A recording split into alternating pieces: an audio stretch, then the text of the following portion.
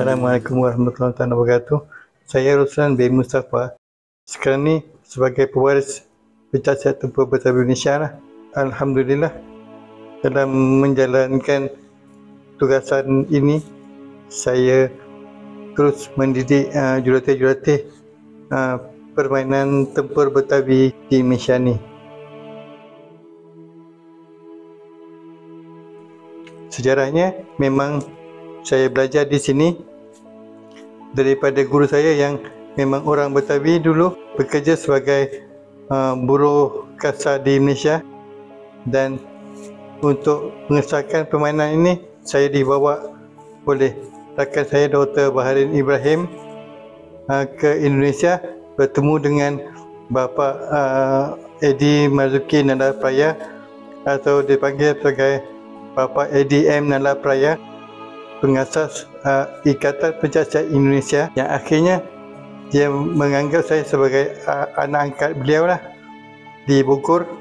Di situlah saya ditemukan 5 orang guru besar permainan pencaksilat Betawi, dan mereka melihat corak permainan yang kami tampilkan. Akhirnya mereka mengesahkan bahawa langkah-langkah itu berasal daripada permainan Betawi. Di situ saya berani menggunakan nama Tempur Betawi itu, dan alhamdulillah setelah disahkan oleh guru-guru besar Betawi di Indonesia, maka saya teruskan mengajar sehinggalah ke hari ini alhamdulillah kita ada tidak kurang daripada 10 orang jurulatih yang berkemahiran untuk melatih anak-anak bangsa corak bela diri Melayu Betawi.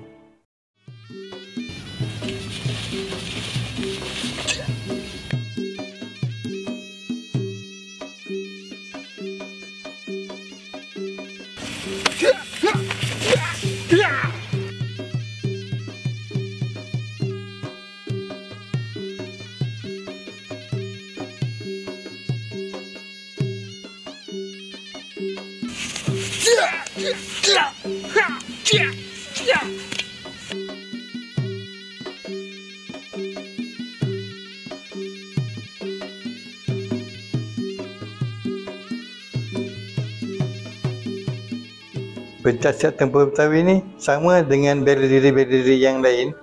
Sebenarnya dia silat ialah ilmu tempur. Bila kata ilmu tempur, maka dia ada ilmu tentang dua kemahiran, keilmuan. Satu keilmuan yang disebut sebagai kemahiran, dan satu keilmuan yang disebut sebagai keyakinan. Bagaimana kita menaruhkan kemahiran dan bagaimana kita menyatukan kemahiran dengan keyakinan supaya dia selaras. Tak adalah timbul individu yang rasa dirinya dah mahir, dirinya dah hebat, dia lupa tentang penciptanya dan sebagainya, akhirnya tak ke mana lah, kan? Itu motif utama dia. Allahu a'lam.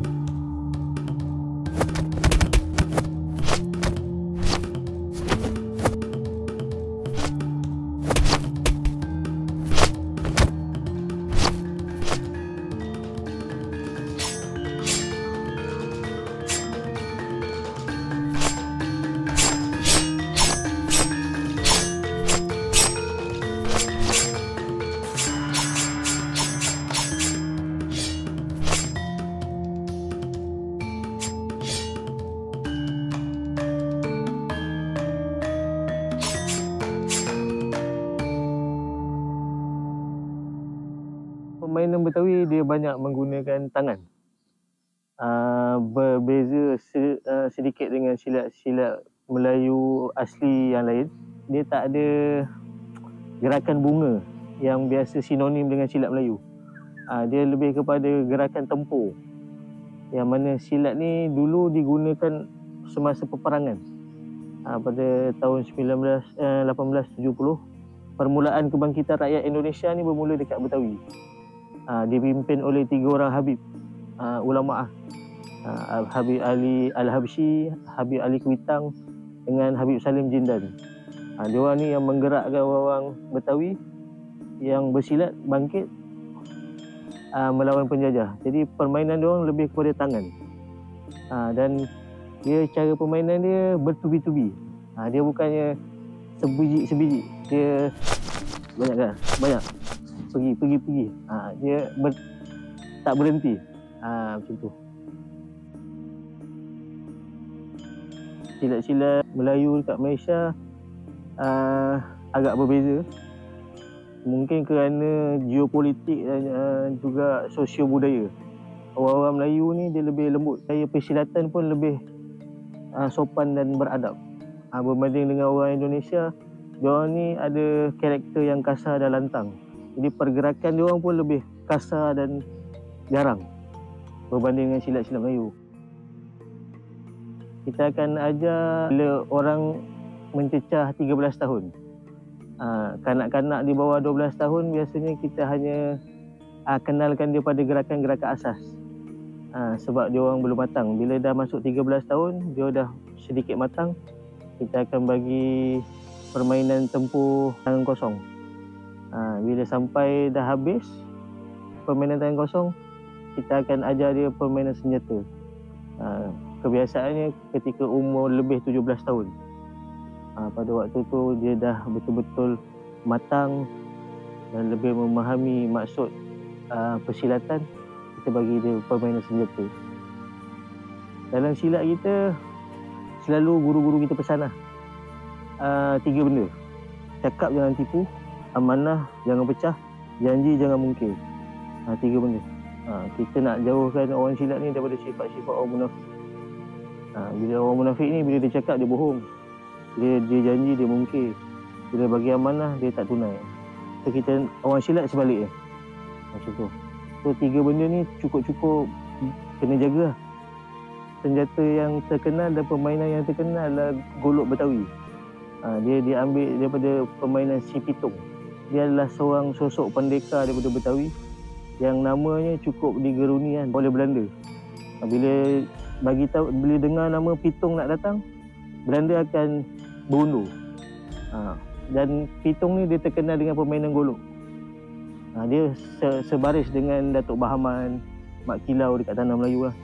Tapi dia Si Pitung ni pahlawan dekat Betawi. Kita ada satu jurus yang dinamakan libas ekor harimau. Silat yang berasal daripada Betawi je yang ada. Orang Betawi dia sinonim dengan permainan macan. Macan ni harimau lah. Cara dia lompat dan dia libas.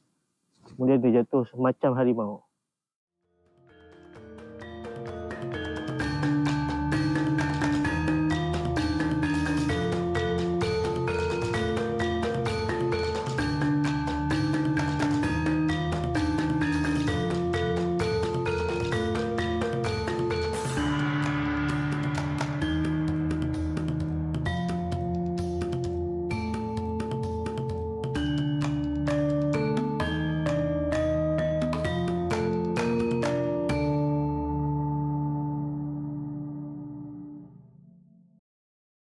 Ilmu yang boleh memberi manfaat kepada masyarakat ini dapat diteruskan dan disebarkan sebaik mungkin oleh mereka yang telah belajar permainan ini, supaya masyarakat dapat satu keilmuan yang tepat dan yang berguna kepada masyarakat lah. Sebab bila Rasulullah ditanya oleh sahabat, "Wahai Rasulullah SAW, di kalangan kami siapa ke yang paling baik?"